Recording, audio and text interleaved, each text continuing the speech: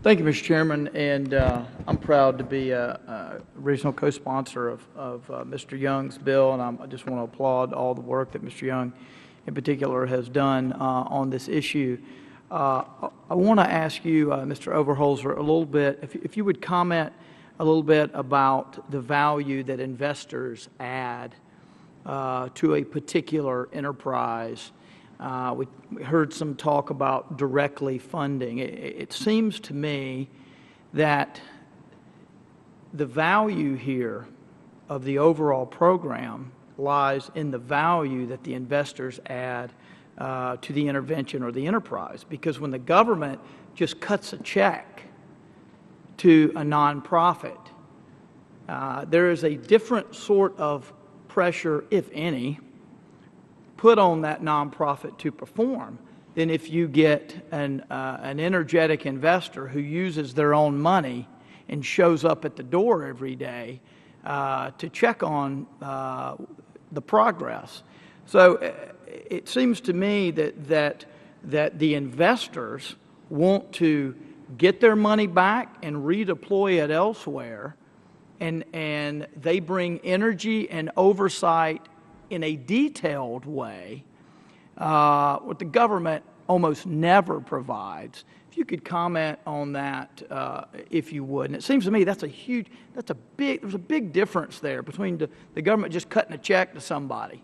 And that therein lies the value of the reason we're having the whole hearing, seems to me. Can you comment on that? I would agree with most of what you're saying. And I guess my view is I would prefer an end game where it is direct contracting. I would prefer to have a world where government procurement is changed and that the actual human beings working in government acquire the skills that currently we're needing to bring in from the outside.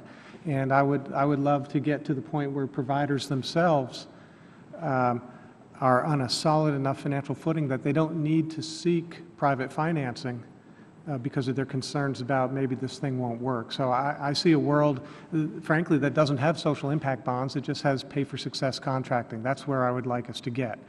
I believe that in order to get there, there's a period of time where it is very helpful to tap into what the private side can bring that's not present currently in government. And absolutely, we are finding that bringing in experts in how to use data better, bringing in experts in how to assess risk better into these project teams is very valuable.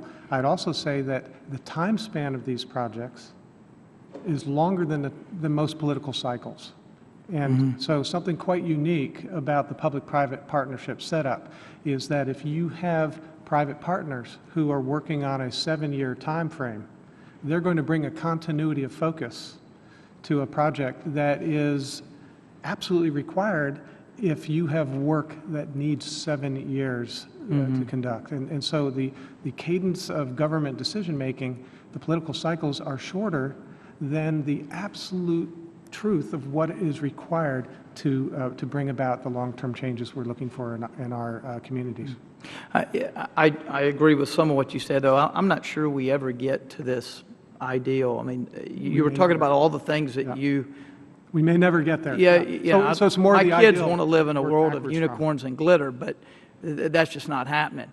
And we've had decades of either underperformance or failure, or I mean, it seems to me this is reaching outside of the system to bring in proven innovators, even though a particular idea may not be innovation. We're bringing in people who have been successful and who have a stake in the success of this enterprise. Mr. Schaefer or Ms. Gibbs, or if anybody else wants to comment, it'd be great in my limited time. Yeah, absolutely, sir. CEO would like to believe, and I think we do a great job on all our contracts, and you're right.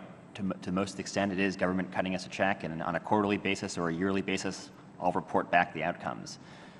There is something to what you're saying, I believe, in the high-profile nature of this project, in which we're putting our neck out there a little bit, the government's taking a risk, the investors are taking a risk, and that shared interest, I do believe, is driving performance from the leadership of our organization to the case management level.